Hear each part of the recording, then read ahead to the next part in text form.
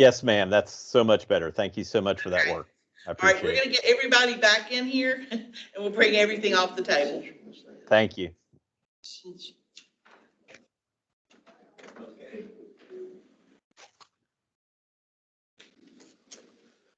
I think they pretty much getting it squared with. Good, they got it. They got her now. I think it's fixed. Just waiting on Barry and Robin to come back.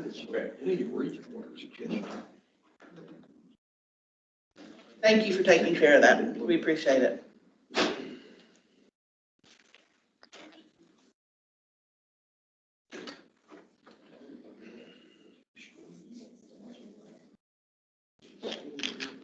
All right, we're ready. We're working.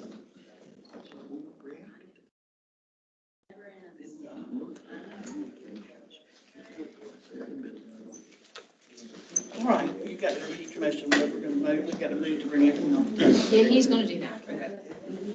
All right, commissioners, let's come back to order, please. All right, we are back live again. We apologize for the technical difficulties, but I think we've got everybody straight where everyone can see and hear us and talk to us now. Gary, can you see? Gary, Yes, Gary, ma'am. Thank you. See and hear us. Correct. Okay, good.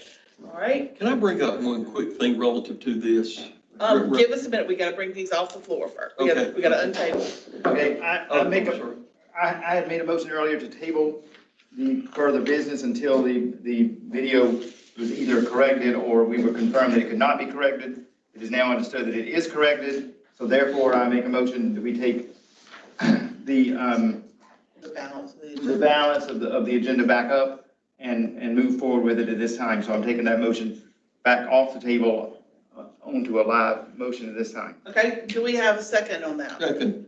Okay, all in favor of bringing the agenda back off the table, please signify by saying aye. Aye. All opposed? All right, we're going to move forward then. Commissioner, I'm going to ask Commissioner Blackwood to repeat her motion. And we have a second on this motion already from Commissioner Thomas, but I do want you to repeat your motion, please. Okay, I make a motion that the DDSN HR director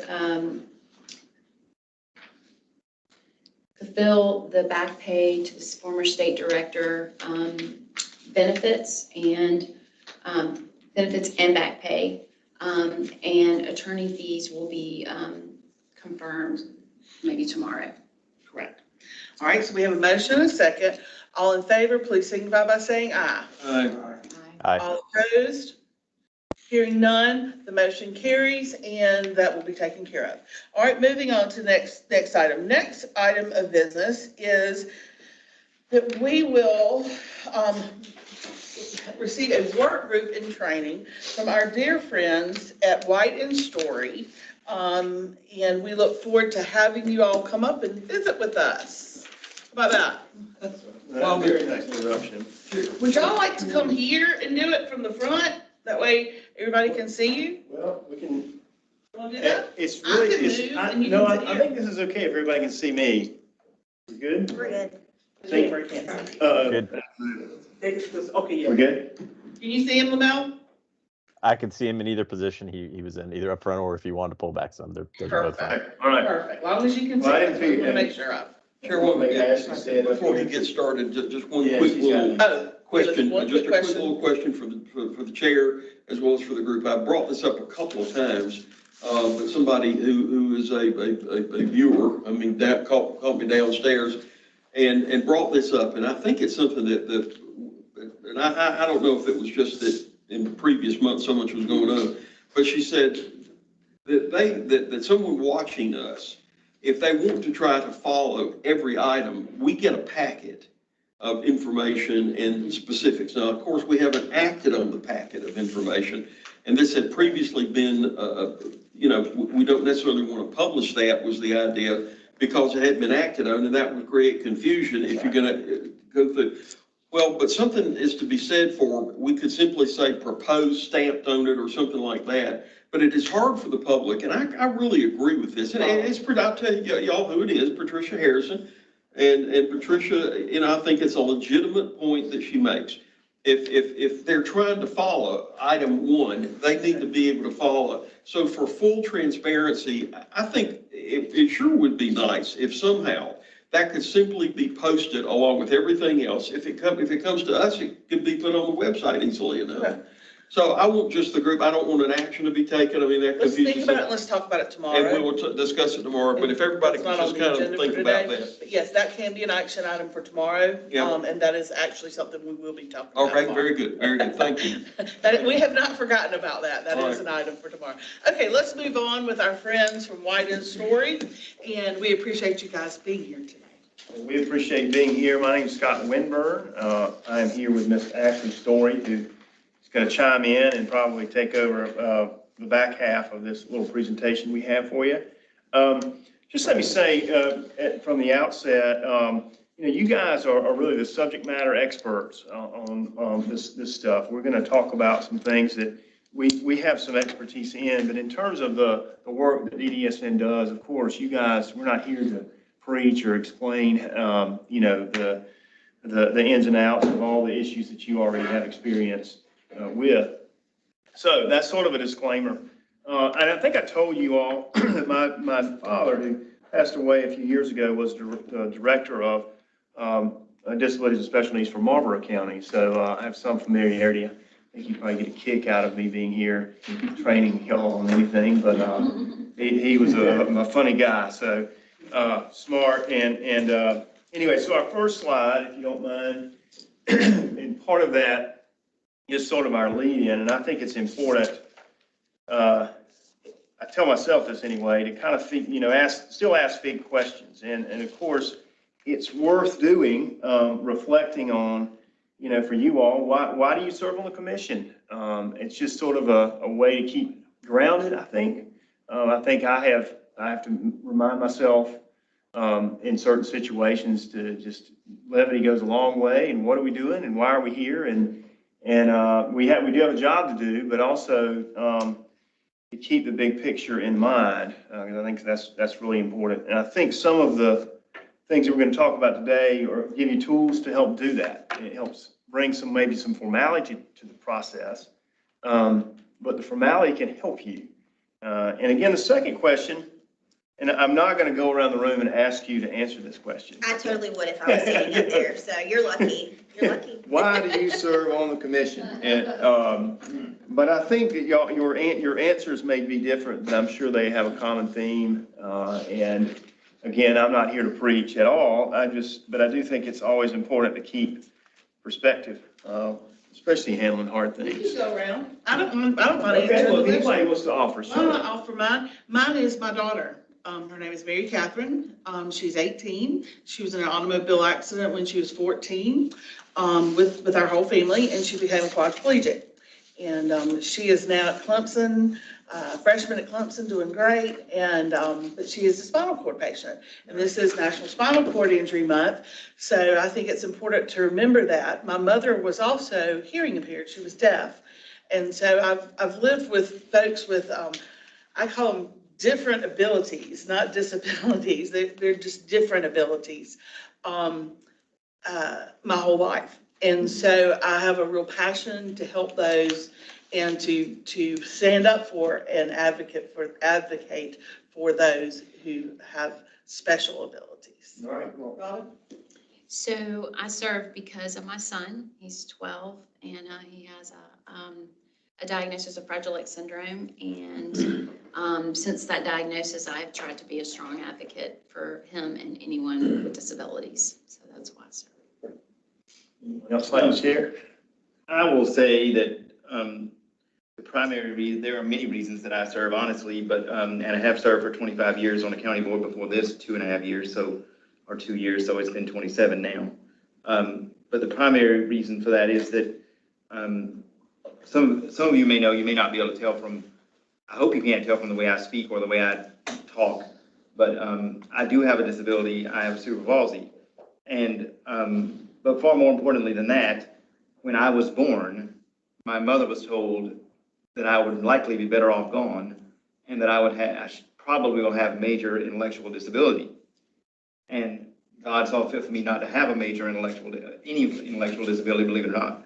Some of you may think so sometimes from the way I speak, but I do not have an intellectual disability at all, zero. and I have no speaking disability or anything else, but you should have. Actually, about 40% of people with cerebral palsy have it now. It used to be about 60 or 70 whenever I was born, quite a few years ago. We won't say what year, but anyway, I do not have a disability, and because of that, I've always felt, and also I have a couple members of my family, cousins that are, a cousin that I like a lot that is mentally,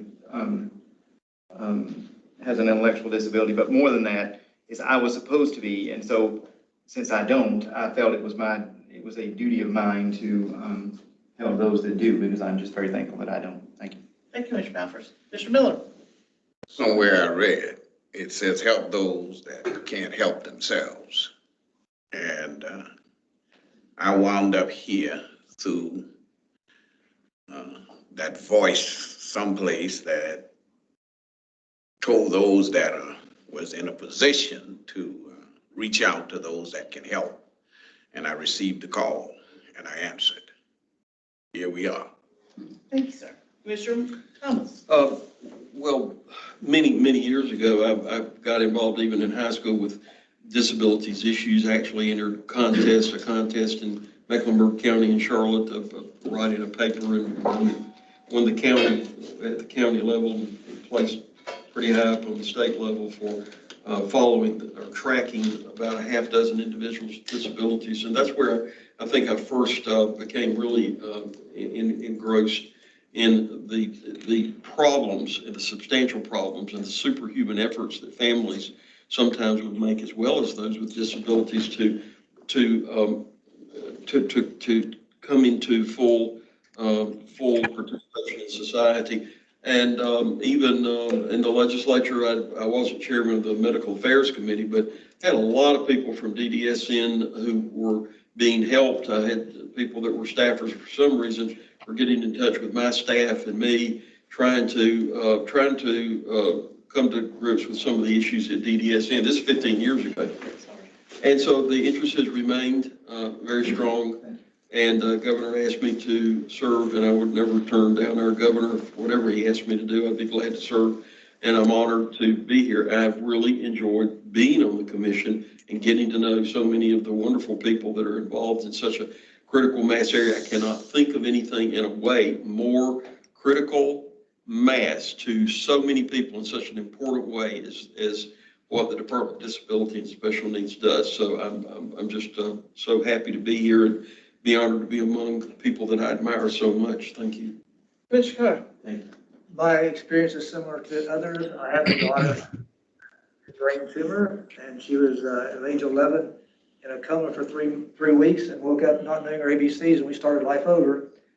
My situation is a little different from the people I served in that we had the resources. I'm not talking about just money. I'm talking about education, two-parent family, stability, and I just don't know how people without that can do what needs to be done. And I was hopeful that being on this commission, I can help others. Commissioner LaMelle? So I also have a family member with a disability, my cousin, who I'm very, very close to.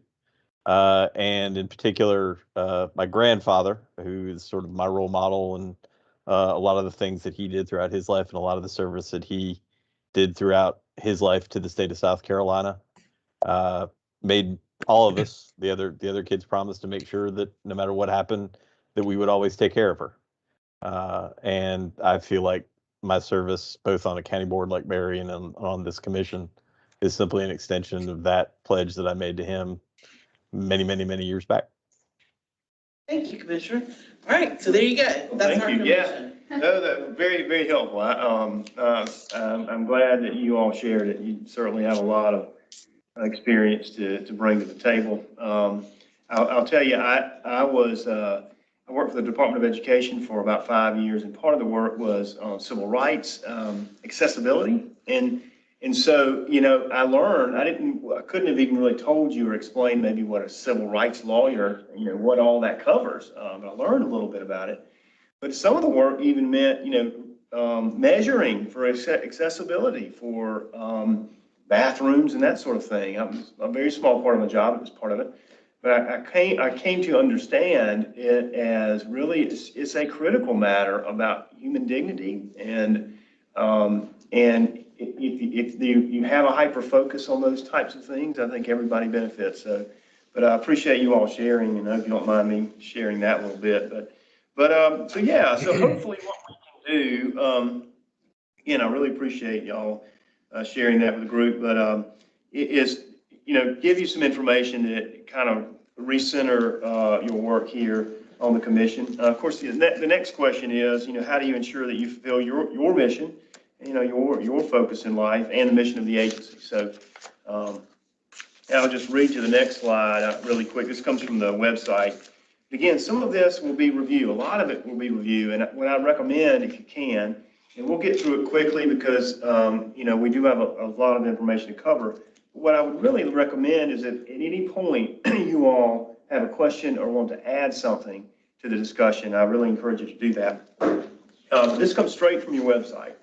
DDSN plans, develops, oversees, and funds services for South Carolinians with severe lifelong disabilities, intellectual disability, autism, traumatic brain injury, spinal cord injury, and conditions related to each of these 4 disabilities. DDSN's mission is to assist people with disabilities and their families in meeting needs, pursuing possibilities, and achieving life goals, and to minimize the occurrence and reduce the severity of disability. And so again, I know this is all review for all of you who have lots of experience, but I wanted to cover that. So the next is, so how do we get from point A to point B? Here's the basic agenda that we have before you is we want to cover your roles, and a lot of that will be a refresher. We'll cover South Carolina FOIA, cover executive sessions and some on Robert's Rules of Order, and conducting effective meetings, applying both FOIA and Robert's Rules. Again, I think very basically, again, the rules of engagement, the rules of how to conduct meetings, I think help you get through the easy decisions and the tough ones. I think there are mechanisms that can be utilized to even probably shorten meetings in some cases, because you all dedicate a lot of time and effort. And so that leaves you some opportunity to share or focus on, the really tough issues, and those that aren't so tough, y'all have provided the oversight you need. If someone has their phone on you're picking up feedback from some commissioner or someone watching, I need that volume turned on. Mute, please. Need to mute. Yes, if you're watching, please mute until we figure out what's going on. Go ahead. You don't need to hear me twice, I know that. I know. So, hopefully some of this may help you streamline your processes and of course, leave plenty of room to address those tough problems that y'all have to tackle. And finally, we'll end with questions if you have them. But again, if you have any questions between now and then, please do chime in and share your experiences. So, we've kind of approached this from the commissioner's roles as opposed to the state director. You can't really talk about one without the other. So we're going to kind of talk about the commissioner's role first. I'm looking at the slide that says, what's my role? And I'll just outline some of the roles that we have as the state director. As you know, the state director is the CEO, the top executive, appointed by and serves at your pleasure, administers the policies and regulations established by the commission, manages the day-to-day operations of the agency, hires, supervises, and manages executive level staff, implements the vision of the commission, and maintains accountability through reports on services, finances, and other data necessary to the commission's role as sort of policy and governance. So as you know, the commissioner's roles are not quite as detailed. The commission kind of debates and establishes policies that promote and create a governance model that promotes the commissioner's ability to govern an operation of the department, establishes benchmarks for performance, seeks information from any staff, cannot give any directive to any staff. I think that's important, and I'm sure y'all adhere to that. To me, I read that as, of course, you can, obtain information from any staff, and that, as you should, but in terms of giving specific directives, and I think we'll talk a little bit about this later in terms of change, lines of communication. You can't just order around any staff member for any pet project that you may think is important. Of course, if the board itself thinks that a particular issue is of importance, you can make that directive as a group. The commission determines expectations for the agency, and you all identify the goals for the agency. So going through some of the state director's responsibilities, I'll tell you, I have it.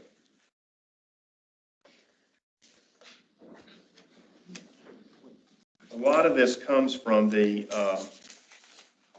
executive limitation policy, right out of it. So again, it appears that you all have.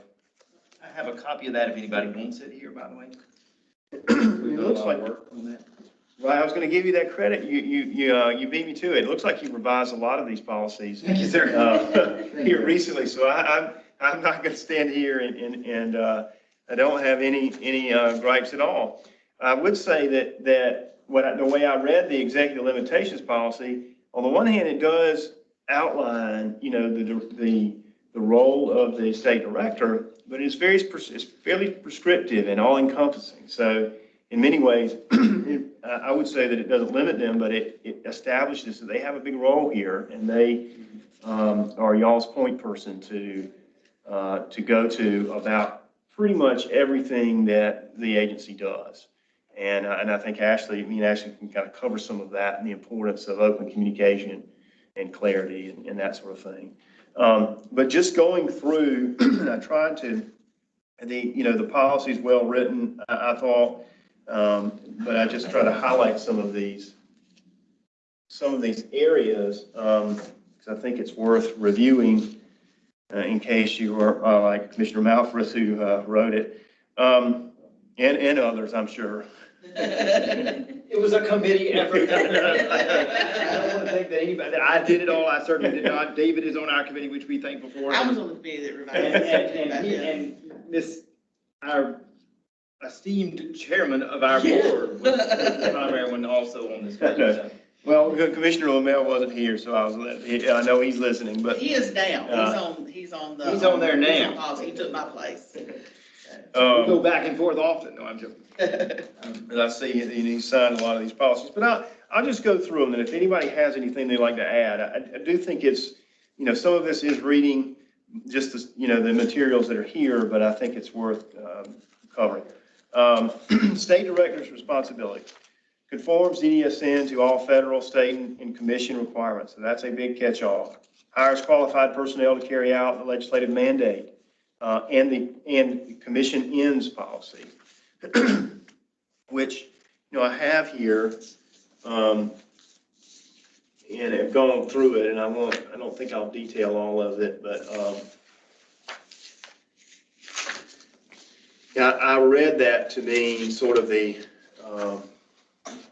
sort of more overarching, establishing sort of the overarching goals of the commission, so to support a statewide network of disabilities and special needs boards, regional centers, and qualified private providers. I mean, so the way you guys have a huge agency that in sort of my mind's eye is a spider web of facilities and providers across the state, as so it's a tall task. Uses resources effectively. So this is, again, more the prescriptive part in terms of responsibilities of the state director. Provides summaries for all contracts of $200,000 or more, any procurements of $200,000 or more, presents for approval any recommendations for new capital improvements, presents for approval positions or programs that will exceed $200,000. Of course, that's that threshold. Presents for approval all federal grant applications prior to the receipt of funds. So that's a lot of information to be coming at you as members of the commission. It goes on. The state director must follow personnel grievance procedures. You all know that. Communicates effectively with the commission, DDSN staff, and the public. And again, this is huge. We do a lot of work around the state, work with a lot of school boards. Communication is so important. And I've got an anecdote I'll share with you in a minute, but I just can't stress that enough. Open, forthcoming, candor, it just helps the process. And of course, you want that in a state director. Reports to the commission potential non-compliance with DDSN policies. Informs the commission quarterly regarding the DDSN's anti-harassment policy. Actively participates in revising policy through the policy committee. And again, it goes on, apprises the commission of any anticipated significant changes to the service delivery system, including reporting abuse and neglect. The commissioner must keep you apprised, the state director must keep the commission apprised of the responsiveness of person-centered services. Services that follow the individual. Establishment of advisory councils for those supported by county DDSN boards, contracted service providers, and regional local human rights advocacy groups. State directors involved in quality management of administration, finances, program, and service delivery. The reason that is got an asterisk because it's an all-inclusive sort of mandate that the director must uphold as part of their job. Pursuant to the policy, it goes on, presents assessment to the commission for approval for both proposed procedures and assessment instruments. Enforces directives concerning eligibility, decides sequence of admissions. So eligibility for services sounds like it, as far as I understand, is just a continuous process. Oversees the internal audit director's annual work plan without interfering with his or her independence. So I think that's probably maybe something, if I could just jump in for 1 second. You talked about the extreme parameters, the broad parameters of the executive director. But if you notice on all these things, presents to the commission. Next one up, communicates with the commission as a whole. Oversees the internal auditor's annual work without interfering with his or her independence. In fact, we got the final say on whether or not that person can be fired. Actually, state law actually mandates that every firing is brought to this commission. If any employee is from DDSN is being dismissed, it has to be brought to the commission for approval from the state director. And looking, that was recently clarified, and it was not told to us to be the truth. That code section gives another layer. And look at the top one, presents assessment to the commission. I just, I'm struck with, of course, what you say is the case. Your exec, has plenary power to a large degree, but notice the symbiotic relationship. Totally agree. And if you miss that, I think you miss what has historically been a problem with the agency. Either you get overloaded with the powers of the executive and the executive staff, or something happens where it's bloated relative to the commission being too assertive. There is a balance that has to be there, and we basically have demanded, this commission has basically demanded you'll be transparent, that we must have a director who will be transparent with us, that's not going to jump the gun with it, but just look at all that. Presents to the commission, communicates with the commission. So I think it's a powerful testimony to the power of the executive director and the expectation that that has been put in place by the legislature, that you've got a commission that oversees and is actively working. So I wanted to make sure, and I know what you said and I was listening, but I'm just struck by that. I'm struck by the duality that's going on here. I think it's a helpful point. I think what struck me when reading through it, Yeah, and you're right. You're limiting their power in terms of their ultimate authority resides in the commission and the commission approval. What struck me also was just the depth and breadth of all the jobs that you guys have given them to do. And so figuring out a way to manage that workflow is kind of, I think, maybe the goal here. But I totally agree with you, and I appreciate you clarifying that, because I really wasn't trying to say that the state director had power. I just was also trying to say mainly they got a big job to do, and they've got a lot of information to report back on. It's A lot of moving parts. important. I think it's very important that the state director have a good working relationship with their commission. You know, there's a breakdown if not.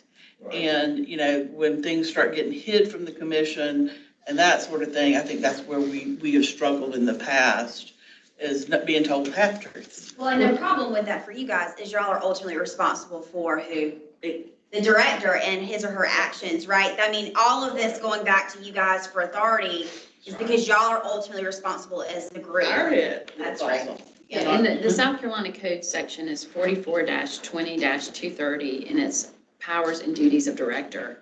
Subject to the supervision, direction, and control of the commission, the director shall administer the policies and regulations established by the commission.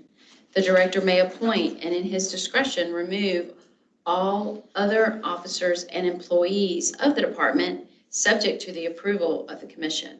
And that is what you just referenced. That's a pretty powerful, I mean, they have to. We're looking into the possibility in the policy committee of adding that to the executive director.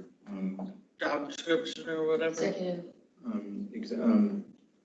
Just read Executive limitations. executive limits. Sorry. That's all right. I'm very sorry. The executive limitations policy. Thank you very much. That is not there today, but we are looking into the possibility of adding that in the very near future. Just to let you know. So I appreciate the discussion. That's really the point. I have one other takeaway. Not to take up your time. You're smarter than me on this. Go ahead. I'm No, sorry. no, this is helpful. This is really the point. I invited the discussion. The other thought, I know that, and this is a little bit preachy maybe, but you know, I think with our involvement with boards across the state and just in general, what you're saying in terms of communication, you know, what underlies all of that is trust. And frankly, I think, you know, we all are human beings, and knowing each other's story is so important, and I think it tends to promote trust.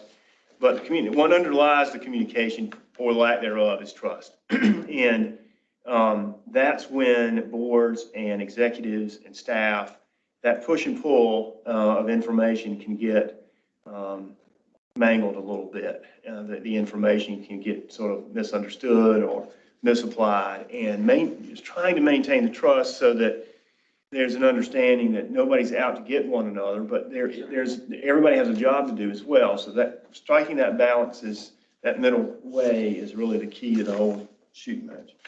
Excuse me, I'm sorry, there's 3 asterisks after the next to last one. I didn't understand why they're there. On the last one, well, I think there are, give me 1 second.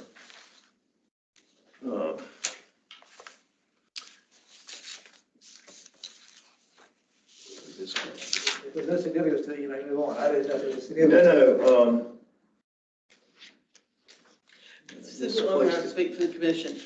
There's certain instances where, I can't remember where it's at in the policy, but Barry, you'll have to help me, where the chairman can speak for the commission, but if it's something that's supposed to be done through the body, then the body has to vote on it, or it has to at least be informed. But Am I yes. correct? Yeah, I mean, There's some, I can't remember exactly what section it is. It's in the, I believe that's what that's referring to. it is in the governance policy, I think. I think I started just because,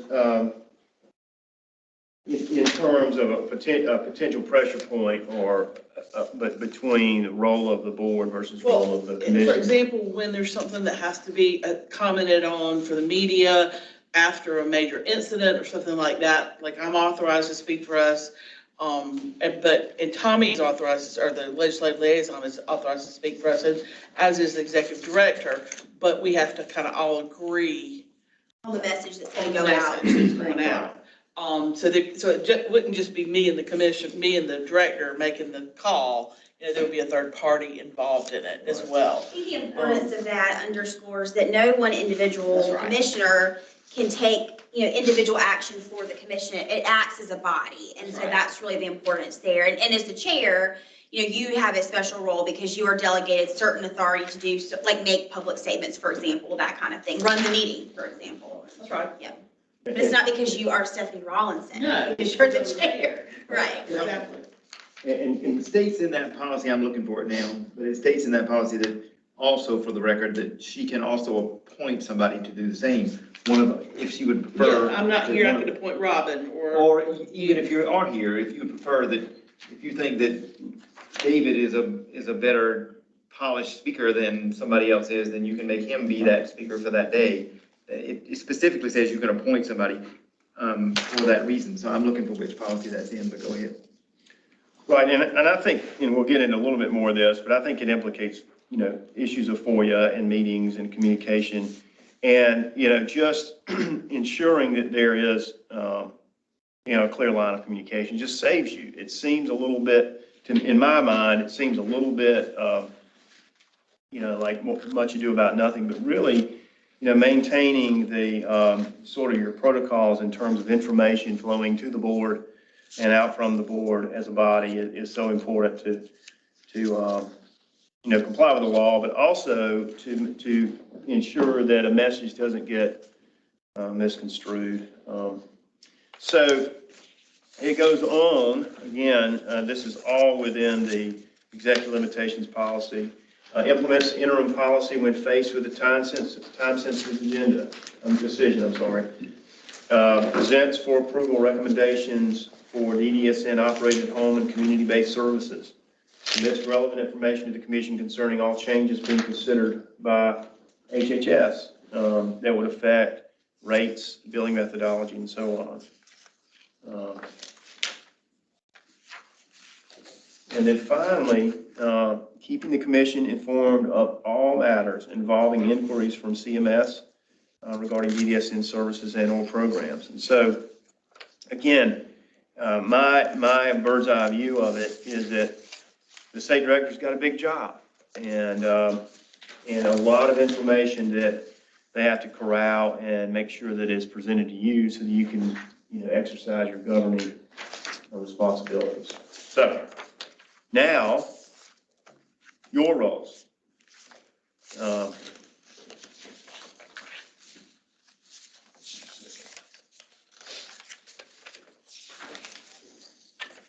So again, this is state statute, you all know it, and I've excerpted some of it, or I've edited it a little bit, but the commission shall determine the policy and promulgate regulations governing the operation of the department and the employment of professional staff and personnel.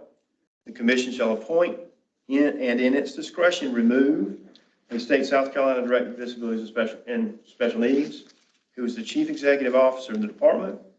The commission is authorized to promulgate regulations to carry out the provisions of this chapter and other laws related to intellectual disability, related disabilities, head injuries, or spinal cord injuries. That is your charge according to, as you know, South Carolina Code. And so the way that, in terms of, I think, the basic structure of the oversight, you all oversee the state director. That's critical. And the state director, as you know, does all of those jobs that we just discussed. But it's also, you also have a committee structure to handle the subject matter, of whatever given matter that you need to, that is before you. So it's Finance and Audit Committee, Legislative Committee, Personnel, and the Policy Committee. And so, of course, those committee meetings have implications, FOIA implications we'll discuss. I think it was alluded to earlier, that, obviously with the internal auditor, that is a special chain, that guideline goes directly to the commission in terms of supervision and oversight. And I imagine that individual is part of that finance and audit committee. Yeah, she reports to finance. Yeah, right. So that's it's a unique, thing, the way that that's set up in the code. That's just the way it is. So, that's interesting too. Do we have a personnel committee? I guess that's We the do have a personnel committee. It's only used in. hiring state director. Well, not in hiring state director, in evaluating the state director. Now, that could actually be expanded, and I think we should consider expanding it into the things that David, chairmanship of his committee, is responsible for now, so that could be a standing committee as opposed to a temporary committee, which I think is a possibility we need to look into in the future. I think that's not a bad idea. Because I think we could easily expand that into exactly what he does and more. Which I was gonna bring up at another Yeah, time. we have subcommittees under that, and then we have task force under that. So that's part of what we need to talk with y'all about as far as, the order that we handle that in. But it did use the word appoints Yes. in that committee. It says appoints. So I would appoint, correct? It says the committee will, the personnel committee says appoints. By the individual committees, I'm skipping ahead, I'm sorry, committee procedures. Sorry, yeah, The, Personnel committee, yes, it appoints. says state director. appoints.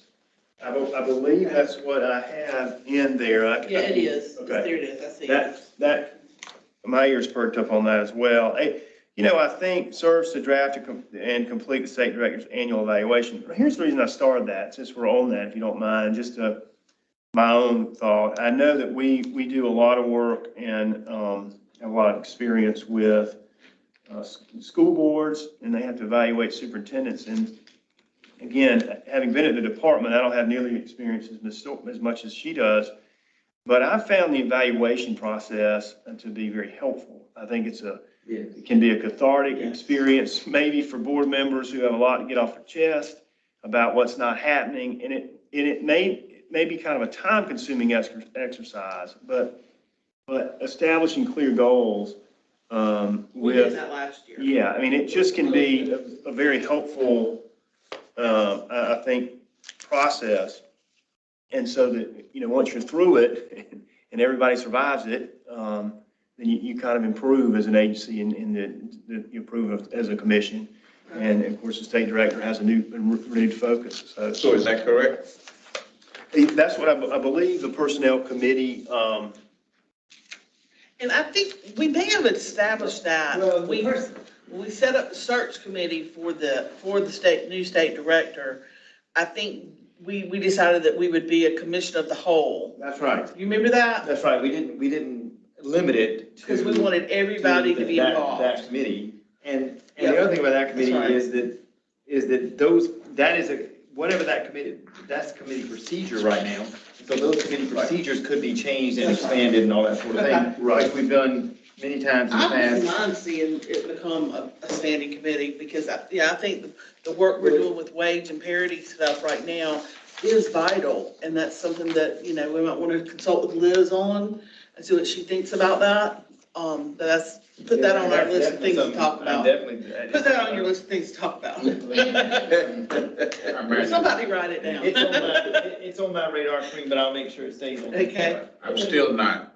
and I believe, I'm not finding that personnel committee document, but I believe that's where it came from. If the personnel committee appoints the state director, what's the purpose of the commissioners? Well, that's what I was about to say. Almost all of It says it, that here. but almost all of the committee structure, of course. We need to work on that, the wording and. The wording is all I'm dealing with here. Yeah. Because what would be the purpose of the commission if the personnel committee appoints the state director? Yeah, they should be sending them up to. That should be a recommendation that would go to the full commission. That's how it. Reword that. Yeah. Right, I agree. I Yeah, think, and just going back to the evaluation process, and not to cut you in, Scott, but, you could always limit that to the committee, but I think that's so important for the entire commission to be involved in, because you all are gonna have different experiences based on what your interactions have been with the director, your own viewpoints in life, what your history is. And so it makes the process a little more arduous when you've got multiple people chiming in about something. But that's the point of it, right? Is so everybody has some input, and that's the point of having a good evaluation tool to use. You've got this great policy already. You've got all of these tick marks to check. Those will be the tenets for your evaluation tool that you use, especially as y'all are considering hiring a new individual for the position. So go ahead and get that knocked out right away. And so this is what you're going to be evaluated on. And then everyone gets a chance to have some opportunity to have a say in the rating process, the comment process. That just makes we did that last year. And in that, we set specific goal. Not only did we say, okay, these things, but these are the goals for this agency for the next year. And I think were there 10 of them? 10 or 12 goals. And that was part of the reevaluation process in February is, where are we? Where are we? And we can see where we were. And I think that's important for transparency for the public, because if you don't have goals or you don't have priorities in place for this individual to follow, how are you telling the public you're holding this individual accountable, right? And doing your job as oversight for that person. And let me ask you a question. We did, like when we did it last time, the evaluation process as a commission, we did it in executive session. Mm-hmm.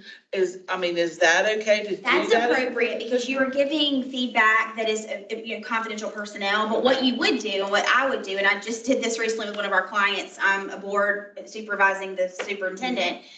We would come out of executive session and remark on what the overall results of the evaluation were, set that forth in a letter that would be part of the individual's personnel file. Okay. And we would even go as far to say these are what the goals are. This is what we're asking you to achieve coming up, moving forward. Okay. So that way the public understands where you're at, where the individual's at, where the agency is at. And I think that's the appropriate way to do it, to be transparent. Okay. That sounds good. That's kind of what we did. And I think it went really well. It really gave us a clear direction for the agency last time, don't you think?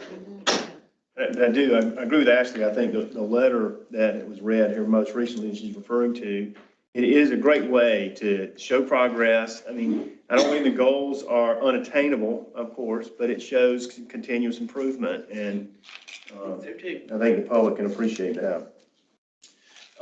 Just to go through some of these, and again, appreciate y'all chiming in. The Finance and Audit Committee oversees DDSN's management process and activities related to all of these things: accounting policies, performance and plan, and internal audit function, which is a huge one, based on what I understand, compliance with applicable laws, regulations, and DDSN directives, review and approval of annual operating and capital budgets, analyze finance capital transactions, review fiscal directives and regulatory oversight reports, provides open communication between DDSN management, internal audit, and the commission. And so that, to me, would be a kind of a hinge point there as well, just to ensure that there is a free flow of information between those three groups. Conducts and authorizes investigations into matters within the scope of its responsibility. All right, stop for a second. Okay. All right, they just told us back here that only the state director can tell an employee what to do, right? Give a directive. But here it says that it's given the finance committee the ability to authorize and conduct investigations. Is that into matters within its scope of responsibility? So you're limited to an investigation that goes within these bullet points, right? Okay. But you're also working directly with the auditor, who reports directly to who? The commission. Yes. And also to the director. So that would be the individual that you would delegate to if there was something you needed to investigate, perhaps, because it's going to fall within that person's scope of responsibility anyway. It's kind of a natural fit. It's not like you going down to Liz's office in HR and saying, I want you to fire this employee today. That's not what this is telling you that you have the authority to do. Okay. Does that help? A little bit. The other thing is, what you're speaking of, Stephanie, is the executive limitations policy, and that could be clarified if we want to clarify it further. But that was in there kind of that could be clarified further if we wanted to clarify it further. That, you're just talking about the executive limitations policy. Yeah, what if it is the internal auditor that needs to be investigated? I was going to ask you that. What if it is the executive director that needs to be investigated? Or what if it's the finance chairman that needs to be investigated, what do we do then? So that's a great question. And you probably don't have a policy or procedure on this because it doesn't happen very frequently. But when you get into a situation where there are conflicts, like for example, if the auditor is the person that needs to be investigated, perhaps you would want to consider what conflicts the individuals on this committee might have with that person and why they might not want to be involved in that investigation. If there is part of that investigation that rolls over to the executive director, state director, for example, why that individual couldn't be a participant in the investigation, would have to kind of recuse him or herself. And some of that may fall to you all as a commission because you are, you're the top, right? And there may not be someone else to be able to delegate it to. But those are going to be very rare circumstances. Hopefully, we would not want that to happen frequently, but that can happen. And so, and there are times when you as a commission may determine we don't want to be individually involved in this investigation because we don't want to become witnesses, we are the final arbiter or whatever. We would hire someone to do that, for example. And so outside counsel, that sort of thing, that would be appropriate as well. Yeah. So that's in conjunction with our general attorney, general counsel. Yes, but the confusion with that can create is sometimes with general counsel can become a witness, right? Or general counsel may know too much because of general counsel's role. And that's not a bad thing. You want your general counsel to be involved in all of these things. And so for that reason, to protect that office and to have that neutrality, sometimes having outside people come in is helpful. Yeah. And that makes good sense. And now, so if like as a commissioner, we saw that happening, we would go then to our general counsel and say, as a commissioner, I would like to see us bring in a outside whatever, person, arbitrator or whatever, to investigate this situation. Yeah, you can say that. You can even say, I'm going to defer to you. You are general counsel for the agency. What do you think we should do? What is going to best protect us, protect your office and the integrity of the board? This never ever happens. But it will, and it does, and that's okay. Things that we don't expect have happened already. That's okay. That's fine. It's less about, go ahead. Go ahead, we're good. Okay. Sorry. That's a good question. It's a good question. Just continuing on, the legislative committee reviews and revises new and existing state statutes, regulations for presentment to the full commission, follows formal promulgation procedures, reviews for full commission approval, pertinent directives referred from the policy committee, receives inquiries and briefings on all significant legislative issues and carries forward the commission motions, approvals, and presentations. And we've discussed the personnel committee appoints the director. Of course, it's not as applicable because obviously all the committee work goes to the full commission for final approval. Serves to draft the director's annual evaluation. Policy committee. Before you go there, Yes, sir. so in other words, number one could read something similar to make recommendations to Yes. the commission Yes. for appointment of the state director. Absolutely. It obviously should, and it will be changed. I think that's an important distinction to make, and I'm so glad you raised it because when you're doing committee work, the point of the committee is to bring recommendations to the body as a whole, especially for finance, personnel, because the authority vests with you guys as a whole, not in just individual groups. And so to the extent that that needs to be clarified, I think that is perfect for all of these different committees that you guys have. You want to get the committee work done. That's why it's easy to break it up into smaller groups, but it does need to come back to the whole to be able to consider what needs to happen. That's right. Yeah, that's important, really important. We have a personnel committee right now? We do, what Chairman LaMelle did, he put it in place, I'm continuing it, is when we began the search for the new executive director, he put in place that we would be a committee of the whole, and he was the chair of it, so basically I become the chair of it as the chairman of the whole. That goes for how long? Until that we hire this executive director, and then we'll move on. Well, and then we can talk about making a standing committee or whatever. The personnel committee can be used for all sorts of different things. It's never been used for anything except what you're just talking about, and for evaluation of the State director. We did, that's right, we did do that. And we did that one as a committee of the whole as well. We chose that one to do committee of the whole. What we've basically done is choose to make what normally the personnel, what the personnel committee has done in the past, this commission, which is much, much, much different than those commissions in the past. has much more fortitude, and I could go on and on.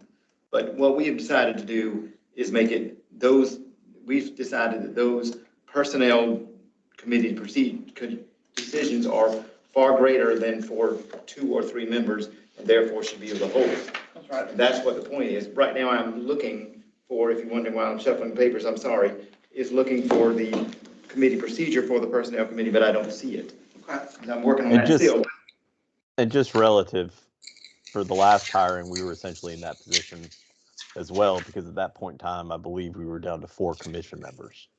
So as opposed to having a separate committee for that, there were, There were 2 of y'all, right, Gary? There was 3. so Three? no, two of us conducted the primary interviews at that point in time, Right. but we did not have a separate personnel committee because of the limited numbers. It basically was voted on by everybody. Yeah. Okay. So it's Makes similar. We just have full staffing as opposed to what we had at that point in time. Okay, excellent. So when we get to do the evaluation, the annual evaluation, because that's the only other responsibility of this, that's defined right here. No. Are we going to make a motion that that process is the full commission, or are we going to make, or our other option would be to make a motion that we appoint a personnel committee and we all not be on the committee to Yes. review the state director's evaluation? Yeah. Because that's the only other That's how we responsibility. did, I think that's how we did it last time, isn't it, Commissioner LaBelle? We did it last time. Basically, we treated it as a commission, as a committee of the whole. I mean, we all met, Okay. 6 of us at that point in time. We're all in there. We all were. Yeah. Okay, very good. And one of the big struggles has always been there's no defined procedure for how that's supposed to go, which is something that while we tried to arrange some training from the legislative body that oversees that, and that was inadequate at best. But the actual question of how to conduct that review it's always been very ad hoc. There's never been a set procedure in place in my time on the commission. I have a lot of thoughts about that, which is we can talk about later. Okay. Yeah. You need to have a system in place so that every year it's the same and y'all know what to expect. The director knows what to expect. The tool could change, but that way it's very streamlined. There isn't a lot of confusion, especially if there's turnover with the commission itself. It just flows every single time. It needs to be standardized. Yeah. Write that down to somebody. I'm Standardized. writing it down, standardize that, but. And there's a certain level of standardization in terms of what you have to report back to the salary committee in terms of their categories That's that right. they set forth. So there is but the actual process of how that's done, like I said, I literally have seen it done as varied as the committee voted to have the chairman complete the evaluation and write the letter, to we had an open vote on each of those categories where, you give a exceeds, meets, fails, and we had people voting in public, fails, in that scenario. And it was one of the most brutal events I've ever been through. Yeah, no, and that was on 2 executive directors back now at this point in time. Or yeah, Dr. Buscemi. I mean, it was just brutal. So Okay. yeah. All right, Larry, to move on? Let's let them move on. Policy. Oh, mercy, I have to listen carefully, go ahead. What's that? I have to listen more carefully, go ahead, I'm sorry. Carefully for this one. So, the policy committee, of course, 3 options are utilized, and I welcome any discussion on how this works, but the committee retains the policy directive standard for exclusive review and makes a recommendation to the commission, or the policy committee refers the policy directive or standard to another committee due to subject matter expertise. The committee to which the matter is referred will then make a recommendation to the full commission. And then finally, the policy committee delegates lower risk/standards to review by the state director, and the state director then makes a recommendation. So that process has been y'all's experience? That's right, that's been followed, and the committee procedures are evaluated each year, and we will be approving all the committee procedures, as a matter of fact, at the next meeting. And then that one will be approved too. We've made some changes, we may have made, I don't know if we've made any changes to it since you saw it last, but, or do you have the most recent version that we've had in the last month or so? I don't know, as long as those are the ones that were on the website posted, those are the ones I used. They should be, they should have been posted correctly. Because that was, so the next slide, committee procedures, developed by the individual committees, approved at committee level, and finally approved by the commission. Annual review and updated if committee procedures are suggested. Each July or when a new committee chair is assigned. So, In number 1, should it be, it has to go through the policy committee before it gets to the full commission? It doesn't? I'm talking about procedures. No, your committee establishes your own procedures. Okay, so then policy wouldn't have to look at those. No, they don't, you decide. We're deferring to the different committee chairmen is what I think said. The policy committee is deferring to the different committee chairmen, so that's the way it should be. It's like we defer to you to decide as your How committee. you're gonna run it. How you're gonna move it and do it and all that. Okay. Go ahead. well, and I just got a couple more slides, and then I may suggest a quick break if y'all want to. Just got a little bit more after that, but I don't want y'all to get worn out. I want y'all happy. And there's cookies. Yeah. Yeah, 'cause something. We want y'all back. We don't want to dismiss you from. No, Barry wants us to all leave the room, he'll eat all the cookies. We know that, Barry. Yeah, you share the cookies. He's our cookie man. There are priorities, you know. Yes, there are. Yeah, you know, what is your mission? Go back. Yeah, exactly. Cookies. Moving forward, yes. Two cookies. Yes, that is my favorite thing. Yeah, well, at least we got. But they gotta be good ones, there's a difference, you know. And Scott, if I can just interrupt you, this, I swear it'll be the last time I do it, I Yeah, promise. yeah, Yeah, right. Policy function is so important for y'all as a group. And so I think it's great, you know, Commissioner Malfris has really talked about a lot of the work that he's done in conjunction with all of you. That is a major function of the commission. And so I am so happy to hear that y'all are continually reviewing these things. You won't believe the number of people that I work with or groups that I work with when I say, when was the last time you reviewed your policies?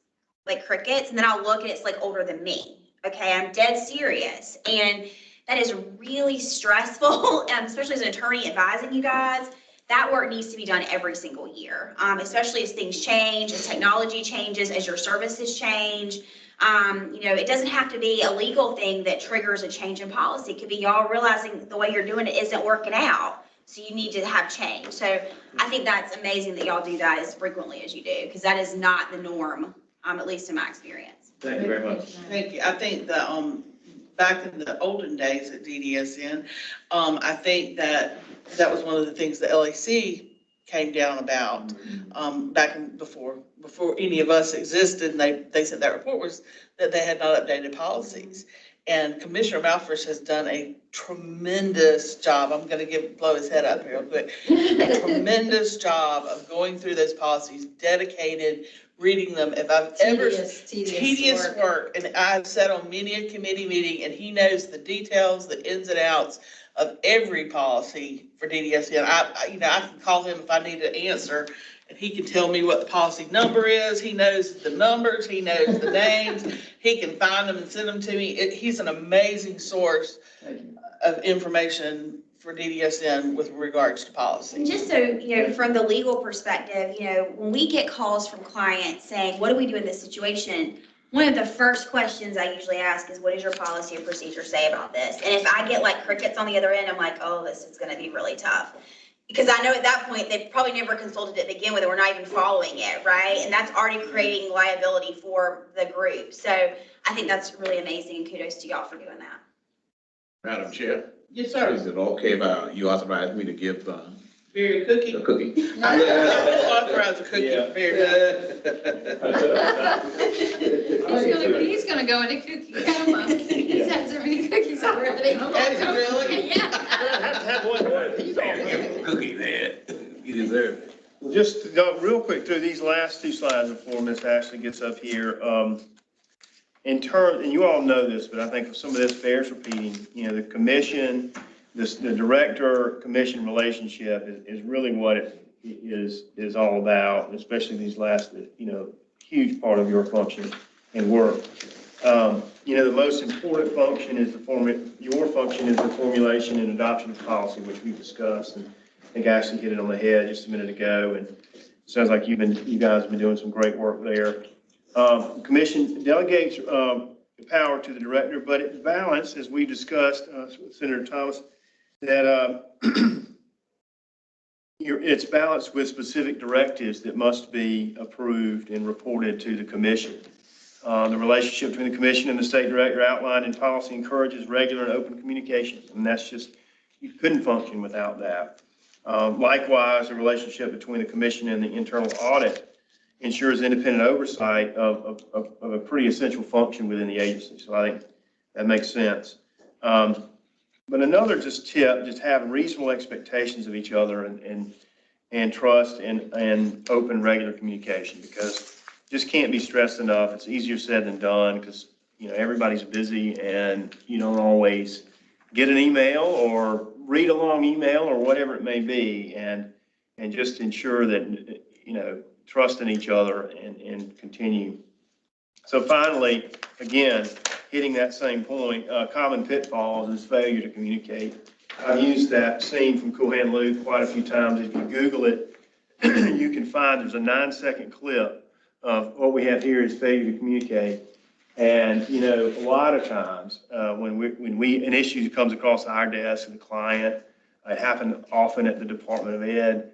What's going on here? You read these long emails, and then you can finally, when you've absorbed it all, and you think, oh, what we have here is a failure to communicate. That's really all it is. And it's so appropriate, I think, and I've used it quite a bit. Just send them the YouTube link because it summarizes really lots and lots of problems.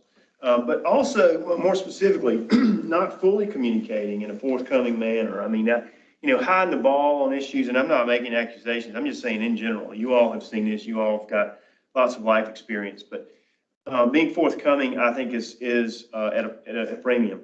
Candor is kindness. I don't know. I stole this from something. My wife was listening to a podcast of what is her name? Brene Brown, I think. And she was describing the CEO of Costco's annual meeting recently or sometime.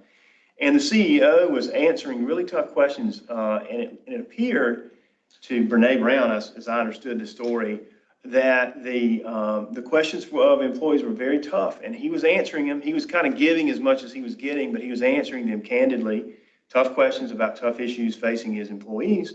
And then afterwards, it was a sort of a kumbaya moment. It was a love fest, and later she realized that being candid, as he is known to be, was really helpful for his workforce, and they appreciated that. And to do the opposite, I think, would have had the opposite result in distrust of his workforce. And so I don't know if I phrased it right, but I actually believe that being candid is not only an ethical requirement, I think, of lawyers, but I think. How was his delivery of candor? I don't know. I have to listen to the podcast. That's a fair point. Tone matters. It makes a difference. Tone matters. Oh, good gosh. Like I said, it's easier said than done. But just a couple other points real quick before cookies just fall around the room. Having a lone ranger on the commission is not being unified. Of course, everybody has their own opinions and things and thoughts about whatever a given issue is. And I think the rules allow for that open discussion. And that, any one commissioner can maintain this position. Nobody's here to strong arm anyone. And everybody's opinion is valued.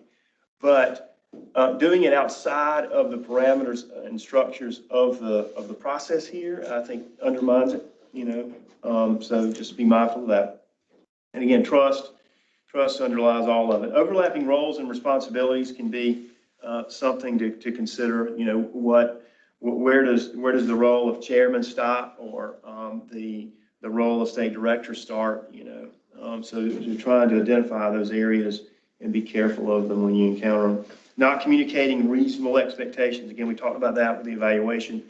Setting expectations that are through the roof or don't comport with reality. I don't think that's really helpful. The program I work with, the Civil Rights Program through the U.S. Department of Ed, the theme was continuous improvement. And, it was kind of odd coming from the private sector back into the public sector. It's sort of an odd phrasing, I thought, but it really made sense over time. It's just you always continue to improve your program. Not reviewing or asking questions about the agenda before the commission meeting. So this can be tricky. I don't think y'all would have a problem with this, but you do from time to time have board meetings where, one member, for whatever reason, is not quite prepared enough and wants an agenda item to be added, and that can create some angst because, again, you've got to comply with FOIA. And again, attending meetings unprepared, this doesn't apply to y'all, but, of course, it can really tank in a meeting and waste a lot of people's time. So likewise, playing gotcha, that's never good with a state director or staff. I think that really promotes distrust. Or I guess what I'm more thinking of is defensiveness. If staff believes that they're on the hot seat, I think sometimes they'll be defensive. And when they're defensive, they don't offer information in a candid way. And so trying to eliminate that, even in regular discourse, is always advisable because it, stifles communication if individuals are defensive. So with that, you want to take just a 5-minute break or keep going, or what do you think? 5 minutes. 5 minutes. You need at least 5 minutes. Yeah. Okay, thank y'all.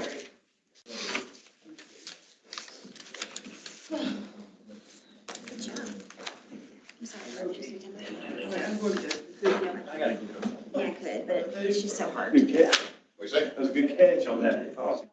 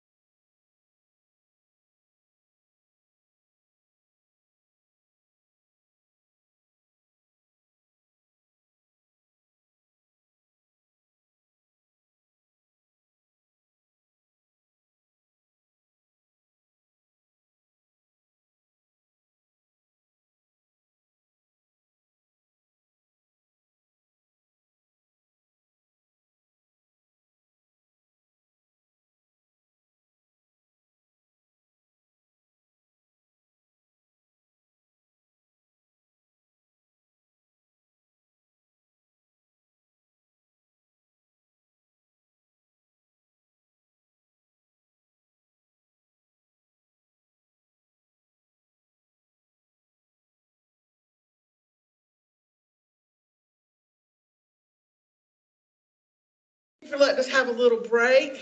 We Absolutely. needed a quick break there, but we're glad to have you back with us, Ashley. Well, awesome. Well, we're gonna go ahead. I'm gonna keep y'all on track. I'm gonna finish before 4 o'clock.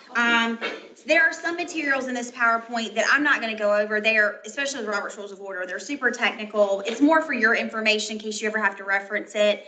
But I will spend most of our time on FOIA and then just conducting meetings that are effective for the group. So we'll start with FOIA, which is, of course, the Freedom of Information Act. Everyone knows what FOIA is. And we call that the Sunshine Law. And why is that?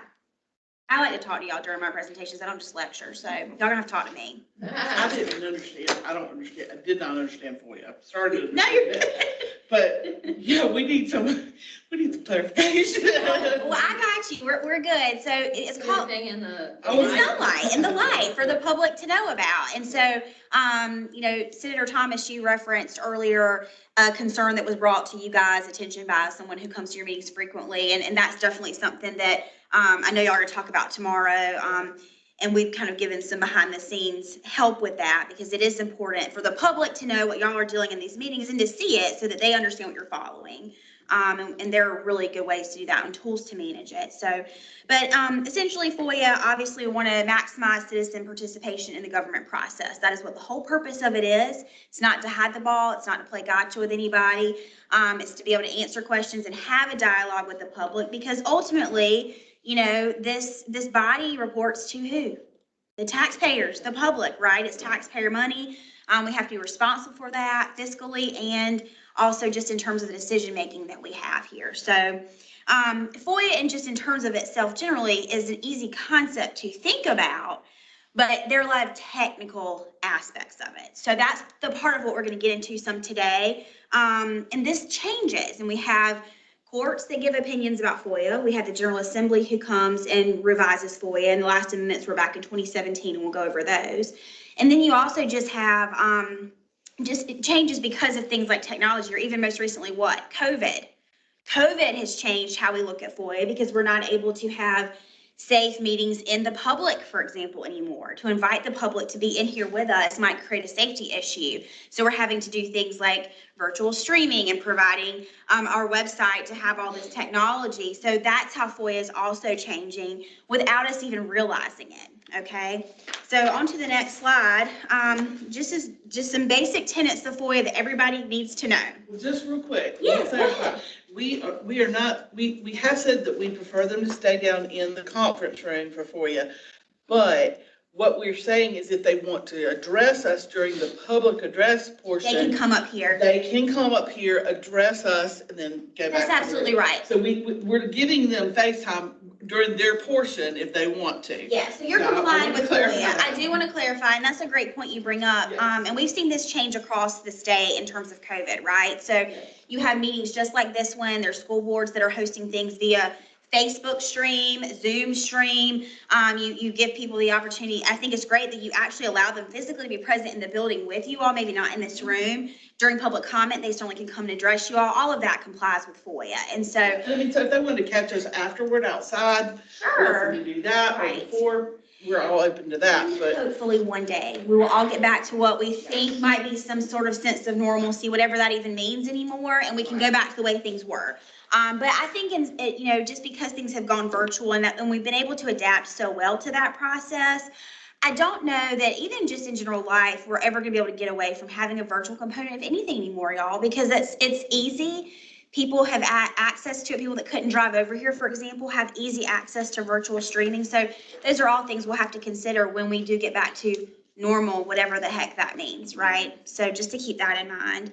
But still, it doesn't technically change the law. No. The law has not yet changed. No, it doesn't. No, but I think that the perception is that people say, well, maybe it's not exactly the same, so technically it doesn't. But you're right, it doesn't actually change FOIA. It's just the way we. I just wanted you to say that it hasn't changed it yet, because it hasn't changed it It yet. hasn't. That's right, and it very well could. Who knows? We don't know what's going to happen. It may or may not. We don't know, but. That's right.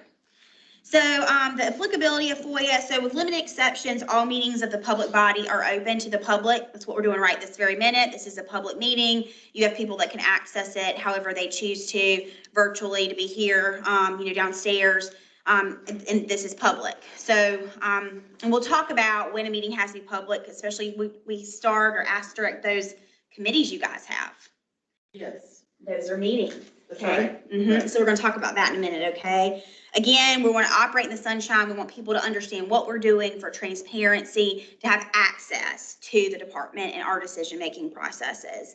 So, just kind of what I alluded to, meetings applies for public bodies apply to the commission as a whole, okay? Right, what we're doing right now, all of you are here. And then subcommittees and committees. Now, I want to take a minute to talk about that for a second because that's confusing for some people. As you all know, to have a public body present, you have to have what? A quorum. And a quorum of this commission is how many people? 4, okay? So then the question becomes, well, if I have a committee of the commission that's only 3, is that a quorum? I'm asking y'all. It would be 4. But if I visit them. It's tricky. So if you have designated a committee, and let's say that committee is the 3 of you, when the 3 of you. I would, let's say, okay, let me just show you, do this Okay, one. that's fine. Okay, I've appointed, Barry's the chairman of policy, Okay, David's on it, and Gary Lamel's on it, okay, okay? But let's say I visit, and because as a chairman, I'm allowed to supposedly be able to go to any committee meeting. If I show up and I'm there, what does that throw us into? Well, it states as an ex officio member, just for the record. Yeah. She's an ex officio member. And so, Doesn't matter, doesn't matter. doesn't matter. He's right. It doesn't matter.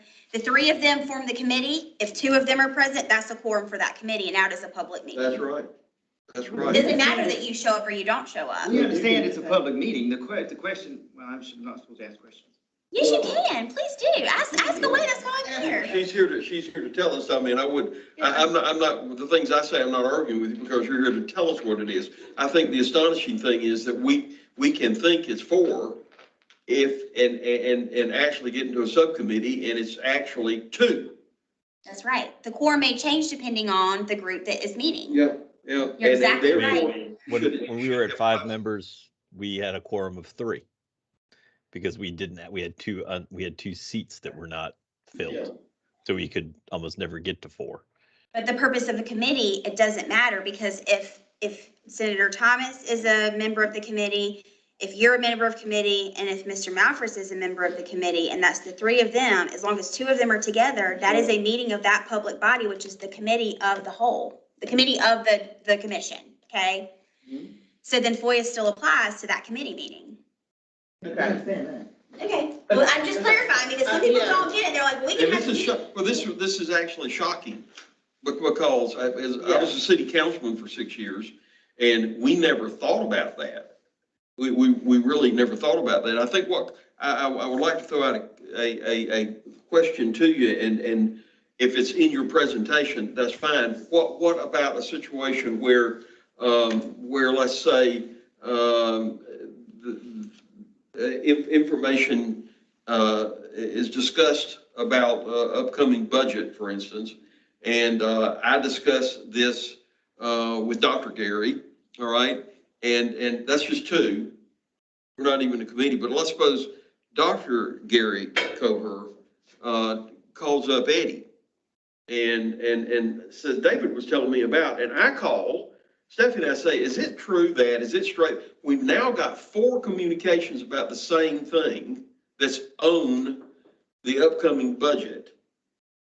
Forum or not, FOIA applicable or not. That's a great question. I'm so glad you posed it because we're going to talk about it, particularly as it relates to email communication, because that's what typically gets people in trouble. Now, if you are phoning Dr. Gary and y'all are having conversation, the 2 of y'all, okay? Then in a separate phone call, he calls Chair Rawlinson and discusses something along those lines or very similar with her.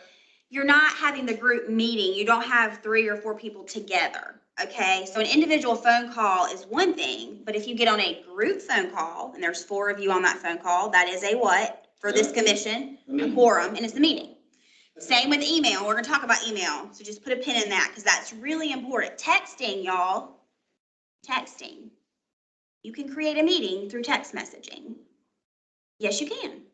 Because you are communicating, if you've got 4 people, if you've got a quorum of the commission communicating through texting, it's no different than an email chain. It's the same thing. It's just like y'all being on the phone together. You're not physically on the phone together. You're not physically in this room together, but you are still communicating about, if it's about business of the agency. Okay. Now, 4 of y'all are talking about the football game. Who cares about that? That doesn't matter. It's not agency business. But if you are talking about agency business, that's when, if you've got 4 people, no matter how you're communicating, that can become a meeting. And for the purpose of FOIA, if you don't have an agenda, if it's not open to the public, it is a what? Violation of FOIA, right? Okay. Yep. Okay.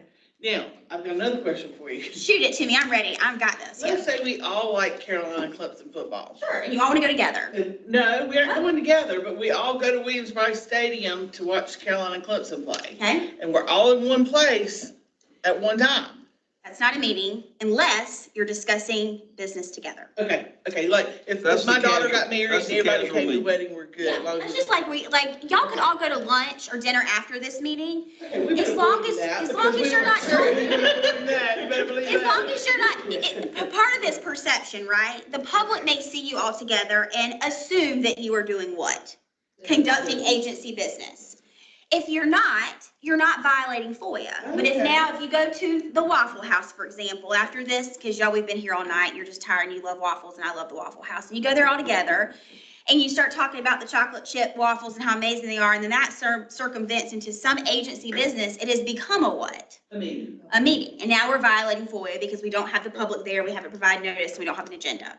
okay. Okay? Does that make sense? Do y'all understand that? So in the middle of the conversation, as it has evolved into whatever, Mm-hmm. all right? Let's suppose it's the 3 rule and you're talking about subcommittee business. So we're asking questions about what took place in finance subcommittee that Robin is in charge of. I'm not on the committee. So if you're not, that's an interesting distinction though, because if you're on, let's say you're on policy committee, it's the 3 of y'all on policy committee, and y'all are talking about policy, you've made a notice of that meeting, you've got an agenda, all those good things, you're complying with FOIA for the purpose of talking about that. And then because y'all are just sitting there during your break and you ask Robin, who happens to be on finance, a question about finance, there might be an argument that that's not part of the finance committee, but you're still meeting as a quorum for the purpose of your committee. So that's kind of one of those gray areas that I would stay out of if I could avoid it. Do you realize that the city councils and county councils and Oh my commissions God. around the state never parse the way we are trying to parse right now? I know. They'll have casual conversation because that's the way you operate. Now, the I legislature's understand. exempt from this element. I don't know exactly how it's broken out, but of course, you can have the majority party poll their members to make sure they've got the right numbers when they go back into session. That is not a violation because they're exempt from the very thing that we're talking about that we are subject to. That's We, right. being commission, being county council, city councils, and water commission, Yep. and all that. And so I never, when I was a city councilman, mayor pro tem of the city of Greenville, here was the way I understood it, but I think I was wrong. I understood that all you had to make sure is that anything was discussed. You never had how are you going to vote on that? Particularly, you would not have a majority at any time. So let's say we had 7 council members, city council. Mhm. That means 4 would constitute a quorum. So you would never at any time have you would look or no, wait, that's because you'd be conscious of that number issue. Right. You don't want to violate FOIA.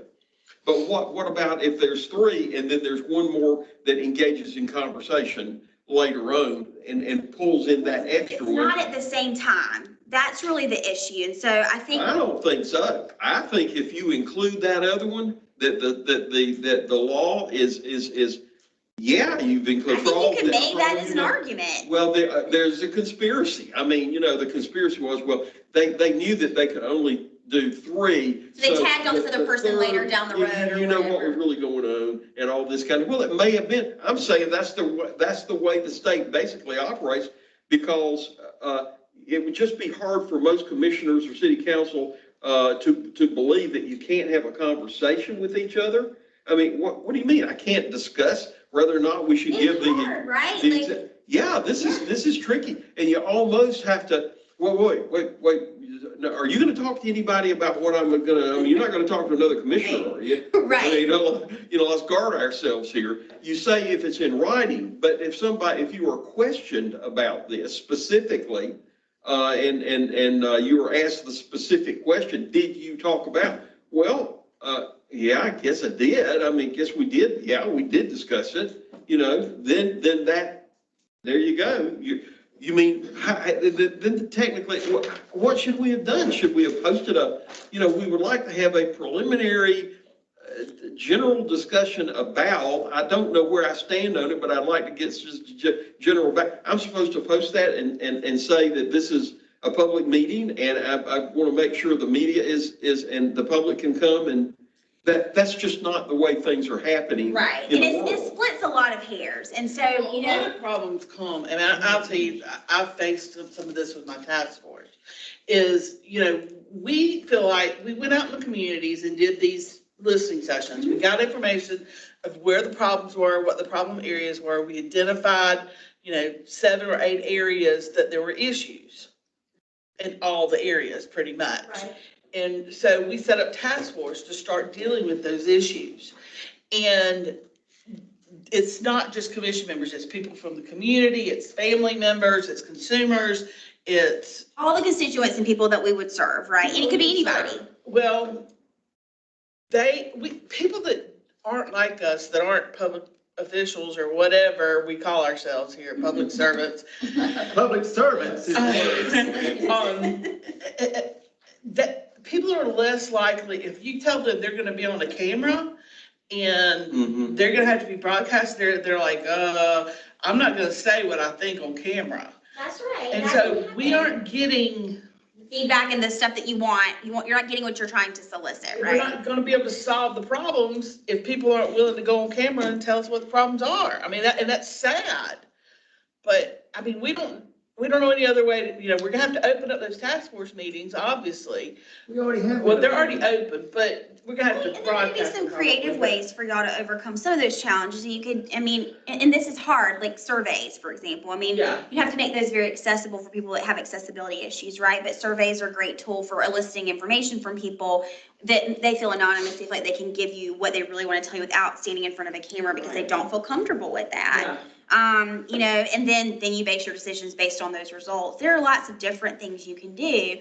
Going back to what you said about, how is it that how am I supposed to feel about having a conversation with Dr. Gary, for example, and just going through some different things, getting prepared for meetings. What if I just want to have a discussion with the chair about what's going to be on the agenda so I can answer my questions before I get here so I can be better prepared to engage in the meeting? Those types of conversations is not what FOIA is trying to prohibit. The issue, though, is kind of like you said, it becomes a slippery slope when we're starting to contact more and more people and having more discussion amongst, not even as a group, but individuals themselves. Okay, the real question I have. Can I just ask one quick, ma'am? Just one quick. Okay, give me your opinion of this. Let's say there's a grant proposal and I have real problems with the grant proposal. Okay. All right, so, well, I'm not going to get in a sticky wicket by talking to people or whatever else or back and forth. I'm going to, here's the information that was given to me by an auditor or something, or when we last looked at the grant, and I don't think we should repeat this grant this year of $250,000 to this program. I send it to the executive director and copy the commission. Violation? No, because you're giving information. You're stating your opinion. The violation comes when people reply all, and there's an engagement and discussion about the email that you sent. Okay? So that's why So if nobody responds, there was not a violation? There's no discussion. That is Well, the are you sure? interpretation by all judges. The question is, has that ever Never been, answered. the real question is, has that ever been, I'm getting to it, but the real question is, has that ever been litigated? I'm sure that it has. I think the issue is when does the discussion begin to occur? So if I'm the chair, I may have to feed information to y'all prior to meeting. So I might put together the agenda, for example, and say, here is the agenda for your information for the upcoming meeting. For your information, please do not reply all, okay? That email in and of itself is not a meeting. I'm providing information to the group, okay? Now, the problem, though, becomes if Senator Thomas replies all and says, well, I'd like to discuss, executive session item number 1 and the purpose of that, and here's what I think about that, and then, Mr. Malphurs, he responds and says, this is what I think about it. That then becomes, that's the discussion piece. And that's tricky. So with email, I always advise my clients, for information is one thing, but be careful about that because people can't help themselves. And even if they mean to reply only to the commission, like the commission chair, for example, they inevitably will reply all by accident, and then we start this whole chain of events, right? So you just have to be judicious about using those tools. I agree with you wholeheartedly about what you just said. I just hope that we can find a way that it's litigated someday. We don't want to be the example of that litigation, No, right? I'm saying, I'd like you to look up and see if you can find one where it has been, because I think that'd be very important. Yeah. Yeah, so we can definitely look at that. That's very important. It is. I don't think it's ever been, I have reason to believe from somebody else that I know that it's never been litigated, and therefore nobody really knows. And it does, and just because a judge rules something does not mean that judge is correct. Well, but if it becomes the law of the land because no one appeals it, then we are. That's right. We're That's bound by exactly it, right. That's That's right. what appeals processes are for. Yeah. And what they're primarily based upon is correcting judges' mistakes. And when they're not corrected, then people assume that those judges' mistakes are correct. But that's sad, but that's the way our system works. Okay, let's let her move on. We need to keep gathering information. No, let's keep going. We talked about what a meeting is on this slide a little bit. We've kind of gone through this. I do want to just really caution y'all about the use of email and text messaging, because that's really where, with technology changing, we're getting into a lot of sticky gray area. And as you know, and I will say this, emails, text messages, communications, they don't have to be on an agency issued device. Okay. Do y'all have tablets or something y'all use? No, we just use an iPhone. We do have an iPhone. So but they're agency provided iPhones? Yeah, I have one. Yeah, but I don't agency use it for provided agency. iPhone. Okay, well, if so let's say Robin and Stephanie, y'all started using your agency provided iPhone, and then you decide to jump off those to get into your personal, and you're still conducting agency business, those things are still FOIA-able on your personal devices. So FOIA doesn't matter, it doesn't need to be an agency issued piece of equipment. And that's important because there is this misperception about, well, if I use my personal cell phone, none of this is traceable. And I'm like, FOIA doesn't say that. If you are conducting the business of the agency on whatever device you're using, it could still be FOIA-able. So just be aware of that. That's just something to note. Notice for meetings, y'all think cover this. You've got to give written notice within 24 hours before a meeting. Notify your local media. These are just basic requirements of FOIA. You probably have someone helping you guys with this. Posting these notices and things to your website. You probably even have an agenda and notice posted at the door to the building down here. So that's fine. With emergency meetings, you're just trying to give reasonable notice. It just depends on the type of meeting you have here. But always try to give notice, try to comply with the notice provisions. That's really important, part of FOIA. And that's an easy thing to tick off the FOIA checklist. Like, we're complying with this, we're doing it, right? The agenda, we get a lot of questions about what does our agenda have to have on it? How long do we have to put it out there? Can we amend it? When can we amend it? What does that look like, right? So your final agenda for any regular, special, or called meeting has to be posted at least 24 hours in advance of the meeting. I believe y'all post yours on your website, I think is y'all's protocol.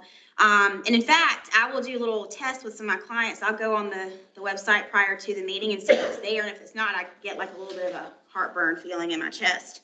That's definitely very important. You may add items to the agenda as long as the amended agenda is posted 24 hours prior to the meeting. We'll talk about making an amendment during the meeting. But to avoid having to do any of those special rules, you could certainly, let's say Chair Rawlinson sent out the agenda for this meeting 5 days ago. Dr. Gary said, I'd like to add this one item on there to discuss. She could do that and still post it, and it's within plenty of time for it to be an amended agenda for this today's meeting. Okay? Can I ask one thing about that real quick? Yeah.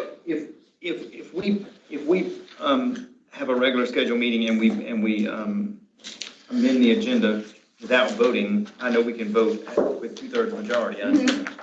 But if it's an urgent matter, I understand that. Yes. The word urgent could be. Emergency, we'll talk about that in a minute. Right. But my question is, if we amend that agenda less than 24 hours before the meeting and we post that amended agenda, is that posting a different meeting? So does that need to be called an emergency meeting? Or is that just really amending the agenda and it's still the same regular meeting that we're having. So if you want to amend the agenda and you haven't had the meeting yet, but we're less than 24 hours out, you're gonna have to do that at the meeting. I'm saying, but if you're, let's say our bylaws say if it's 48 hours out, it's an emergency meeting. So my question is, if we amend it 40, if. In less than she amends 48 it hours. In less than 48 hours, should we call that then an emergency meeting because we amended the agenda only? That's a good question. I'd like to see your policy language on that. Well, we have, I'll give you. And if you're looking at trying to figure out how to kind of, Well, we've got it already, it's in our bylaws, but, a regular meeting is 24 hours, I mean, it's 40, in our bylaws, and we know this is more than the statute requires. right. In our meetings, emergency meeting is 48 hours. My question really is, and I'm sorry to take up so much time. No, this but is my a good question really is, if we've already told everybody in God's green earth that we're having a meeting, but we amend the agenda, does that create another meeting? No. Or can you amend the agenda You without? can amend the agenda because your rules are Okay. greater than those provided by FOIA. Right, all right. Yeah, so that covers you. If you had a different rule, then But you if we might. had, so if we could amend it within 24 hours and not call it an emergency meeting because we're not changing the meeting, we're just changing the agenda, correct? That's correct. Okay, I want to make sure That's that's true. correct. I thought that was true. But you want to make sure you're complying with your own policy about that. So if the I policy understand then says for, these 48-hour call meetings, we have to post the agenda within 72 hours, But that might make a difference, But we're right? talking about a meeting, right, but we're talking about the same, we're not posting another meeting, we're just That's right. posting one that we've already decided we were going to have 2 weeks before. Yes, absolutely. So we can amend that agenda without problem. Yes. That's what I thought, just wanted to check. Yeah. Thank you, sorry. No, you're fine, you're good.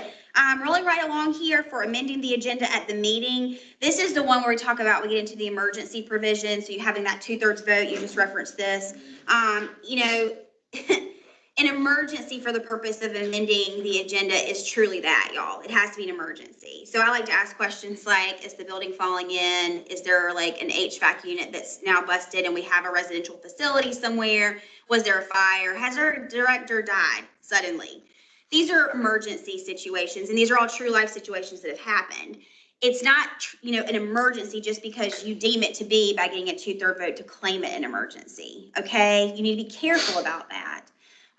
Now, again. So if there's a topic that you want to address quickly because it has an urgent nature to it, or and maybe, it's maybe somebody's opinion that it needs to be done quickly, but the consensus is we need to make a decision on this ASAP. You're saying, is the building falling in? Is someone died? That's those types of things that need to be considered. Now, for y'all to have this discussion too, you might consider what liability you're facing if you don't address it in an emergent way. So like, for example, if it has come to your attention right before a meeting that there is some major policy that we are not abiding by that's going to create millions of dollars in liability for us if we don't address it tonight, that arguably could be an emergent situation. But just saying, I've got my bee in a bonnet about this one particular thing and I'm just dying to talk about tonight doesn't create an emergency. So just be aware So of that. if we wanted to, well, then you're saying I shouldn't do it tomorrow then. The committee procedures need to be adopted because they haven't been adopted in 90 days over time. So the fact that it's a fact. I think that's an emergency. That's only if you're chairman of the policy committee. Okay, all right. I think what you would say is, and you could certainly, if that's something that's really important and you want to get it done, y'all then work together to come back together within 24, 48 hours and do Bring it. them to bring their particular ones during their report, and we can vote on them individually. Well, we already have, but everybody's done their work. It's just a matter of They us need to bring approving them. it. Each committee chair bring their own during their report, and we vote on them then. Okay, so remember guys, also, the emergency part of this only applies if you're taking final action. So if your stuff tomorrow is just to give an initial reading of it and let everybody comment on it, you're not taking final action on it. No, we are. You don't need to, it's not an emergency, you just need a 2/3 vote to add it to tomorrow's agenda. Yeah, but we are taking final action because we're approving it for the rest of the year. Yeah, then you really, I don't know that I would do that. Okay, we'll just do it next month. Okay. This issue comes up, I was It at a does. meeting Monday, Yep. and I was faced with this very question, and it put me, frankly, in a sort of an odd position, because one of the board members. The meat of whatever you're talking about that day. So that is a tool for you to use. We do need to use that. Well, that's consent so that, if the chair doesn't hear a second, doesn't hear an objection, then therefore it's adopted, correct? Absolutely right. We do that with the policy committee right now. And if someone were to say, I can't consent to this one item, you can always pull it out and put it back into the regular agenda. It's fine. So it's not like you're missing an opportunity to have discussion about something. I want to make that clear. Okay. Let's see. I think that's really it. There's a nice slide on effectively managing time. We've talked about some of these things. What questions do y'all have? Y'all done great with some Ashley. of this discussion.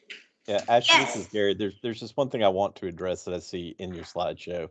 Okay. Number 5. Now, we've previously had training by a parliamentarian who most certainly did not use the dummies edition of Robert's Rules of Order. This lady Okay. had the manual that was, 8 inches thick. So there's separate rules contained within Robert rules for large bodies versus small bodies. Yes. With some particular differences with regard to the chair. Yes. And she made it very clear that the chair of a small body is not required to recuse themselves from advocating for or against a position, because the chair in that situation, particularly for us, Stephanie represents a portion of the state. She doesn't have to shut up just because she's the chair when we're discussing an issue. So I just kind of wanted to bring that we've actually had very specific training. I think I'm the only one left from that. Robin, were you there when we had the parliamentarian? Yeah. No, you're absolutely right. That was fairly. So I just wanted to make sure that as we're going through this, that nobody interprets number 5 as being the commission chair has to sit on her hands the entire time and can't advocate one way or another. Obviously, there's a greater duty to maintain that neutrality as they're going through, but in the conduct of the meeting, but they don't lose their power of advocacy. Whereas if you had the Republican National Committee with 500 members and you've got a chair, the chair in that scenario doesn't act as an advocate because there's lots of other people who will advocate for positions in that scenario. That's absolutely right. No, you're exactly right. And one point to that is if you have a chair who takes the position one way or the other that he or she doesn't want to vote or is not going to for that reason, then I would ask for consistency's sake that be the protocol for that chair, during the chair's tenure as the chair. You don't want to get into a position of cherry picking certain things to vote on. If you're going to vote as the chair, great, vote every time, unless you have a reason to recuse yourself. If you take the position as the chair, you don't want to do that, that's fine, but then don't insert yourself unless you absolutely have to. So thank you for clarifying that. That's absolutely correct information. What else? Before we end, I just want to say that what we were talking about earlier is in our governance process policy 802 CP, and it talks about the fact that we use Robert's Rules of Order, and it talks about the fact, for the record, that Stephanie can appoint somebody to speak on behalf of the commission, as I said, and it talks about the fact that she would speak on behalf of the commission when we did not appoint somebody to do it. And it also states that anytime this is the biggest thing I want to say, is that anytime that FOIA is in any way in conflict with Robert's Rules of Order, obviously FOIA takes precedent over Robert's Rules of Order. It's a statute, not just a procedure. Right. Yep. So that's what I wanted to bring up, that's in there. And in other words, my point is not that any of that's not correct. Of course it is. We all know, you know that better than I do, much better than me. But my point is, it is in a policy that we currently have. So I don't see a reason, we can look at it another day, but I don't see a reason to fix this policy as it sits right now. In spite of our wonderful presentation by you, thank you. Commissioner Coer, do you have a question? We have standing committees, and all these committees have, I think, at least 3 commissioners on them. So if 2 are present, we've got a 4. So another commissioner can always join that meeting with no consequence. All right. You said that earlier. But I understand. I want to make sure I got this one. Yeah, I know. If it's like a visitor, okay, if it's the 2 of y'all, if it's, Well, let's say it's 3 of us, because we have. okay, it's 3 of us, we've got a quorum, And Coher is not on our committee. I came for information on, I wanted to hear what was going on. You're like the public attending the meeting then. Yeah, that doesn't create, you're not there to participate. Now, if you start participating, that changes it. I think that's one of those things where I wouldn't even get myself in that situation because somebody's gonna say it's a FOIA violation. I would stay away from that. Right. That's a gray area. In FOIA, we don't like gray area. We like to That's try. how you get information though, is attend the meetings.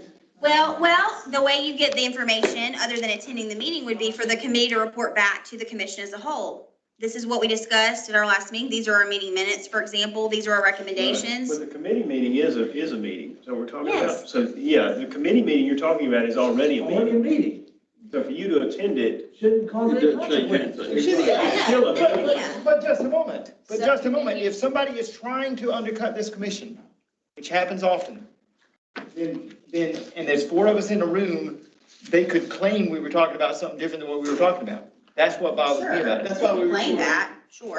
Play in minutes.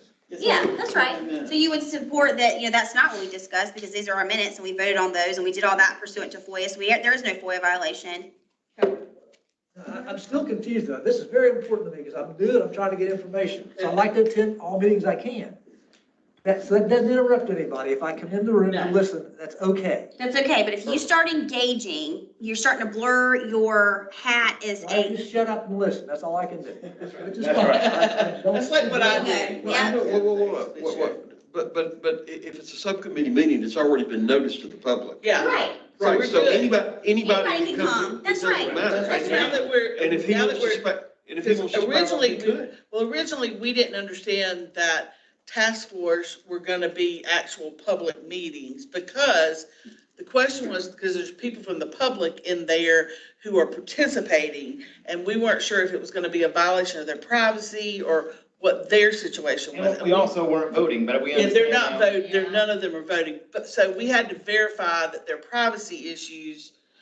Weren't gonna be infringed upon based on the way you're. Exactly. Yeah. And so that's I know, what, that was the legal problem with And it. the subcommittees, which we're really calling task force, were brand new Yeah. to this So agency. we had to make There was sure- no precedent on how we So were gonna run it. now that we've kind of got a thing, tomorrow we're gonna discuss a process for how we're gonna make those public and make, or, you know what I'm saying, how to make. how to- Procedure how to- for it. how to- So it Exactly. complies with FOIA. So, yeah, so we're figuring that out. That's one of those things that we just had to figure out. I mean, I know that sounds bad, but that's just one of those things we've never had It's before. tricky. It's just it's a very tricky area. It is, it is. And if you have a question, ask in advance before Yeah. you're asking for forgiveness. Ask permission before you ask for forgiveness, right? Right. Y'all good? I just want to point out, I love the motions, debating the motion. I think those are really good points. I'd like for you guys to pay close attention to those. I think those points to me are important enough for us to look at. When you're debating a motion, chair restates the motion, or I get someone else to do it for me most of the time because I can't remember it. Once we restate it, it belongs to the board and can't be retracted. Commissioners should avoid discussing personalities, questioning motives, or making derogatory remarks. The chair cannot close debate as long as any member desires to speak. Every commissioner must have the opportunity to speak once before the member goes around the second time. There's another page on that I thought were just really good. These are just things that's it. Those are just really good things that I think we as commissioners need to take to heart. But if 2/3 of us vote to call the question, we can stop people from discussing. Yeah, I'm not sure if you can. Yes, you can. You can. And that's when it gets to where everybody's had a turn and it's just taking, when it's right to make a 2/3. You're just getting into area that you've already discussed, you've already hashed out, and it's getting into that bad, like we're derogatory, you're not making progress. You're making progress, right? Right, but it specifically states, I can call the question, Yeah. and 2/3 of people agree to that. That's correct. And we just call the Yes. question and we're voting. Yep. I just want to clarify that. Yeah. All right, is there? What other questions, Scott? You want to add anything? Scott? Y'all good? I'm good. Did we get this in by email? No, you got it right here. I sent it to, Chrissy. Chrissy's got it, so she can make sure you've got a copy of Did it. you get, it's in here, right? All that's in there, yeah, but you can have a copy via email, absolutely. I can have this, though. Yes, you may. Right. It is yours. Convert it, No, I if would. you want to. I would frame it. All right, is there anything else? That's it. Okay. We want to thank you so much for coming Absolutely. and helping us and And clarifying. guys, for us. Christy did send this PowerPoint presentation out Yeah. this morning at 10:55, so everybody should already have it in their email. Good. Thank you, Gary. And by the way, You had some very good common sense answers for FOIA, and we appreciate those. We've not always gotten good common sense answers, and we appreciate yours. Well, thank you. I appreciate being here. We're going to go into executive session 2. Do I have a motion to enter executive session? I think legal counsel is going to stay with us for that. Executive session 2. So moved. Do I have a second to the motion? Second. All in favor of going into executive session now, please signify by saying aye. Aye. This executive session is to discuss a personnel matter.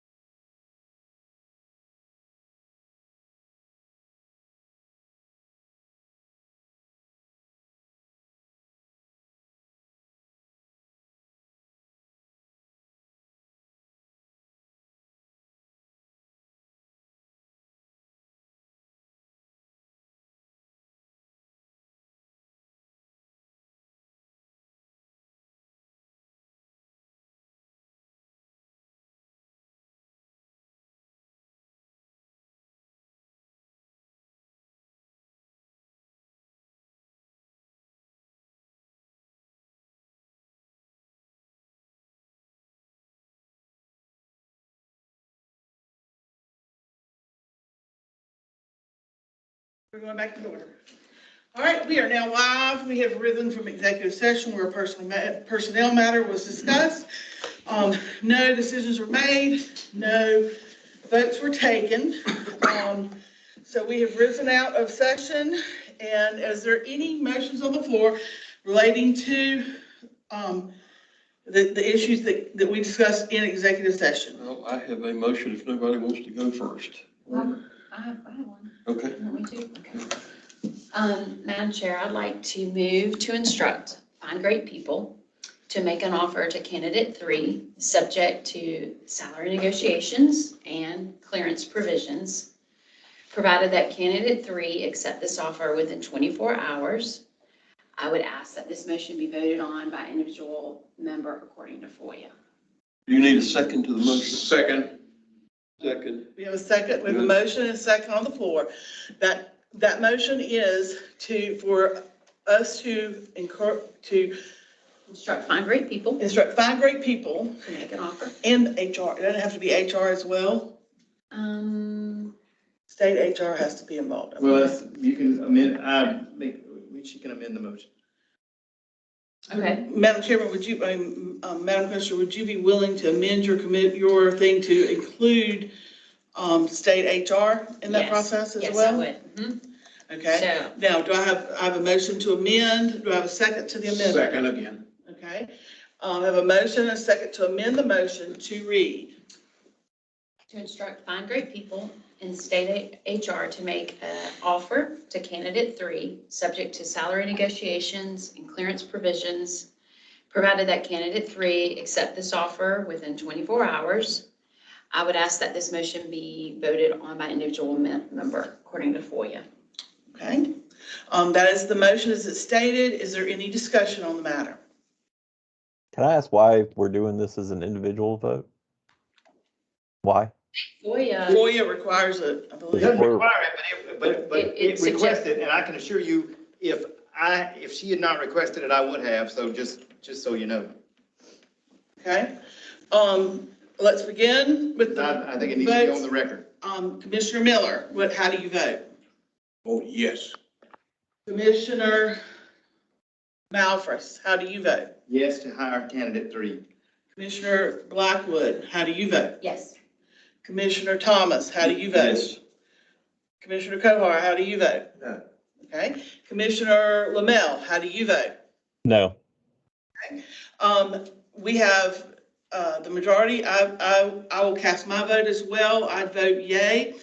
We have the majority that has voted to make the offer to candidate 3. That motion stands and is approved. We will instruct Find Great People to move forward with that decision. Who's in here to take minutes? They're getting it off, they're recording it, Okay. and she'll get it off the recording. All right, that is all the items on our agenda for today. Is there any, do I have a motion to adjourn? I so move. Do I have a second? All in Second. favor and signify by saying aye. Aye. All opposed?